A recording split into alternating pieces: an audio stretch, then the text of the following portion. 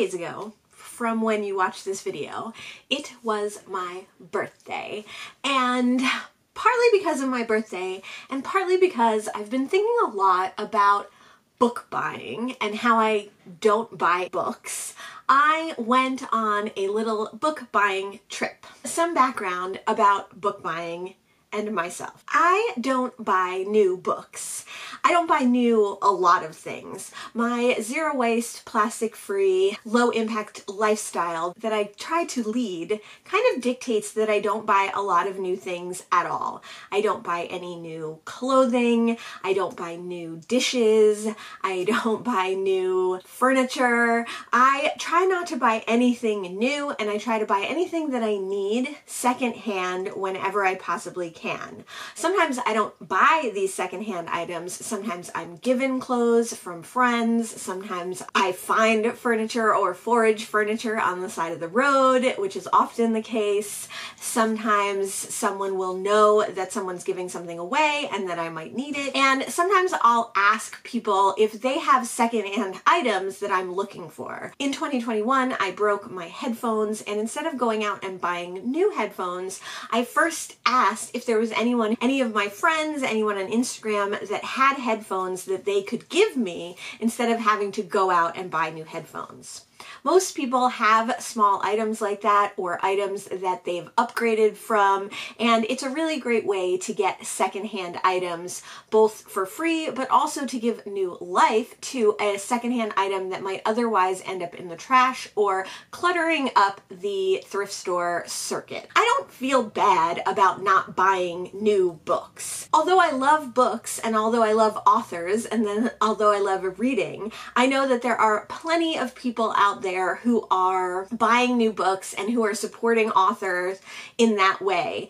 The way that I choose to support authors and publishers is by having a booktube. So I can talk about books that I'm really interested in or really passionate about, and hopefully inspire other people to check out those publishers, shout out those publishers or authors, and maybe go buy books if they are the type of people who buy new books. My kind of two lifestyles need to balance out. I am not going to start buying new things just because I love books, but I'm not going to give up reading because I don't buy books. So I think that having a booktube and promoting authors and publishers in that way is how I support those publishers and authors. But I also want to support local bookstores, and it's a little bit difficult to support local bookstores when you don't buy new books. So I tend to only support used bookstores because generally around me, bookstores are either used bookstores or new bookstores. I don't unfortunately get to go to many new bookstores, or when I do go there, I don't buy anything. And when I go to used bookstores, I don't often buy a lot of books because I get a lot of my books for free or extremely cheap through library sales, little free libraries, rummage sales, or you name it, partly because I want to support those things as well. Church sales, thrift stores. I want to make sure that I'm supporting them. So a lot of times a used bookstore is the last place that I'll go to buy a book. Getting back to my birthday, I've been thinking a lot about how I want to support my local bookstores maybe a few times a year, and I want to make sure that I'm shouting them out when I can and supporting them when I can, but I don't want to buy too many books from them because I get a lot of books already, and also because I want to support the other ways that I get books as well. I thought for my birthday, a fun thing to do would be to go to two of my very local, very loved used bookstores and buy some books. The first bookstore that I went to was the Asbury Park Book Cooperative. This is a really cool bookstore. They do have new and used books, which, like I said, is rare for me to see in my area. They have a really cool book co-op idea behind them, which is that you can join the co-op, you can work at the bookstore and get money off the bookstore, just like you would work at a food co-op and get discount on the food you buy. I think also that co-op members might get like extra incentives to return used books and fill up their used books section. I think this is a really cool and great idea. Everyone I've ever met there has been super nice, and everyone I know who's volunteered there or worked there also really enjoyed their experience. It's not something that I personally would do, partly just for time constraints, but also partly because, again, I don't want to be tempted to buy new books because I don't want to be tempted to buy anything new. I do like to go there and peruse their used books. They usually have an outside section that will have dollar books on nice days, or maybe a book trolley with $5 and $10 books. And then inside they usually have a bunch of boxes full of dollar books, which are older titles or more accessible titles. And then they have shelves of $5 and $10 used books. I really like this bookshop because they have a fiction section which like has graphic novels and stuff. They have a poetry section of used books. They have a theater section of used books. And they also have quite a large non-fiction section of used books, which I really, really appreciate as well.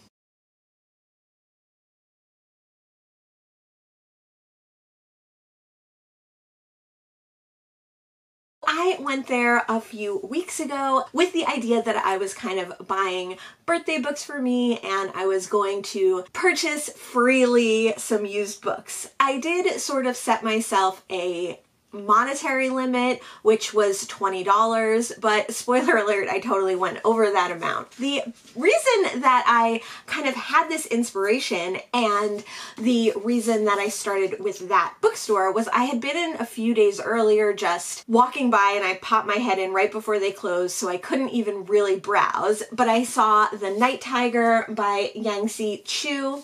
I've heard a lot about this, and this is not my typical kind of book because it is a historical fiction, but I think a few booktubers that I like really liked this one, and it's just a very beautiful book with the gold foiling, and I saw that it had a white sticker, and so was $5 for this really lovely hardback. So I was kind of inspired for this whole thing to go in and pick it up. I'm excited to get to this one. Like I said, it's a historical fiction. I'm intrigued by it. The Asbury Park Book Co-op also has a mystery crime section, and there I found a book that I've been looking for, which is The Innocence of Father Brown. This is the first in the Father Brown series by J.K. Chesterton, and I've been looking for this one for a while and not finding it. I love that this is a Penguin crime classic, a very cool Penguin edition of this. It also was probably well loved by someone. It has like some stickers on it, and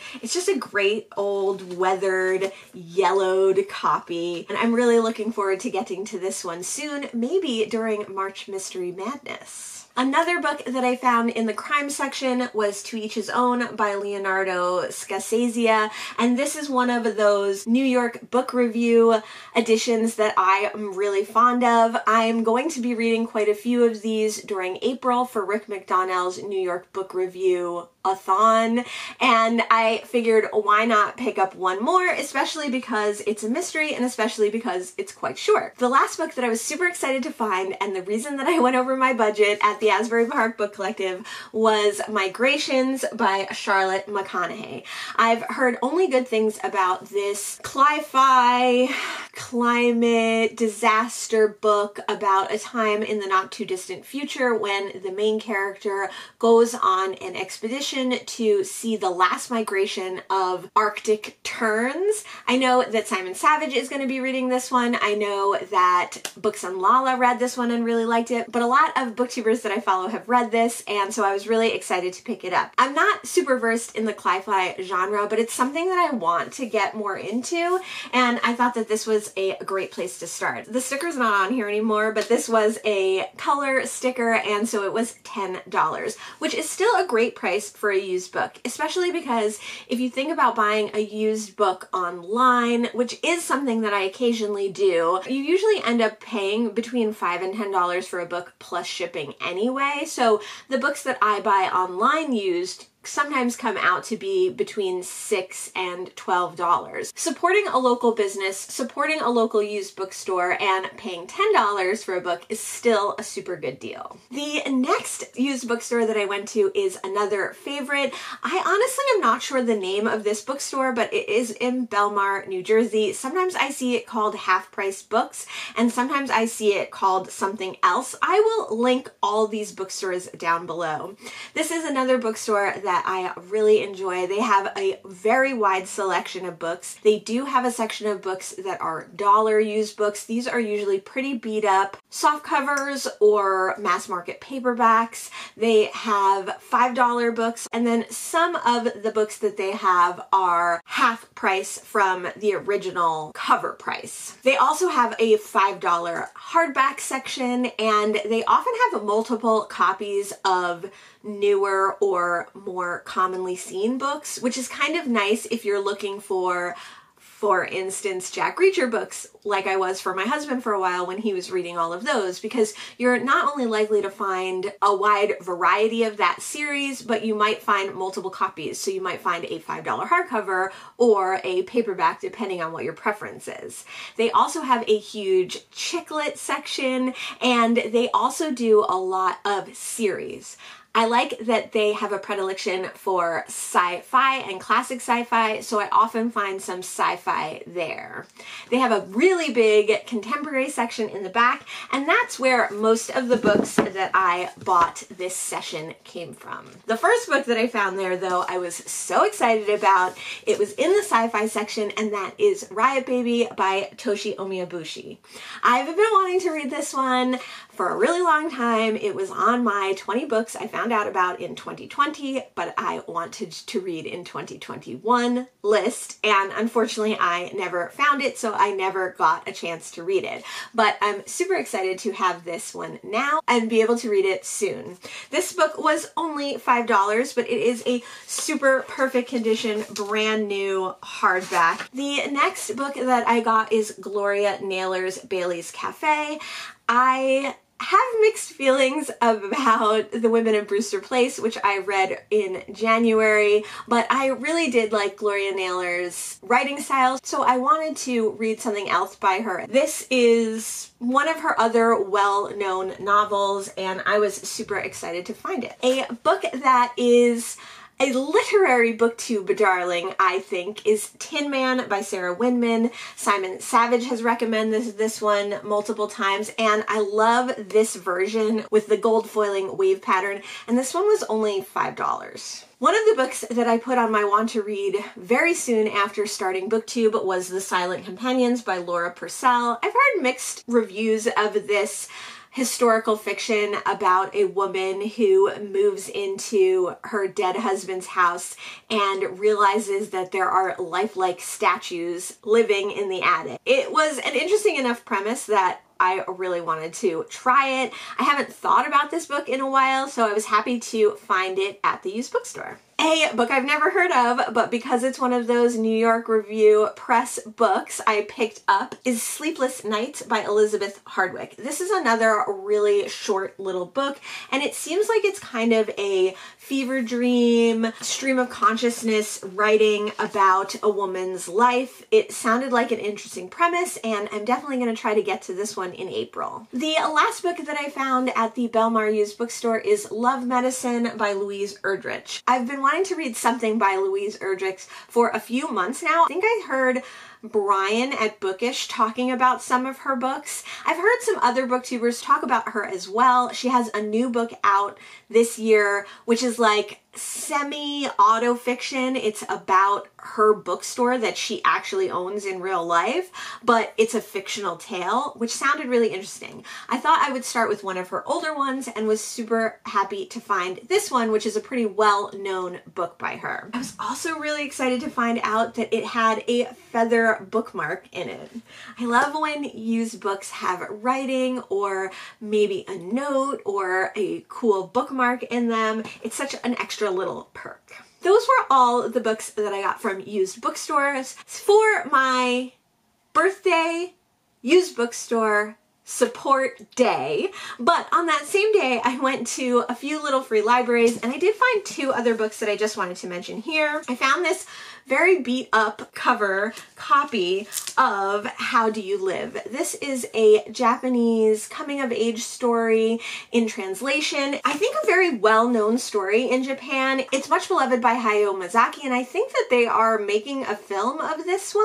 I had heard about it not too long on Booktube, and because it's a young adult novel, I didn't put it on my want to read list, but when I saw it, I knew I had to get it and give it a try. The next book I was so excited to find in a little free library, and that is Begin Again, James Baldwin's America and Its Urgent Lessons for Our Own by Eddie S. Glaude Jr. This is one that I heard about soon after I read my first James Baldwin, and it just seemed like a really interesting call to action book, contemporary nonfiction about James Baldwin's take on how we can heal the rift between Black and white Americans and how we can move forward with love and empowerment. And I thought this was just a really great social justice and social action book, and I was so happy to find it on that book trip. Those were all the books that I got for my supporting local used bookstores. Probably will be doing a video soon about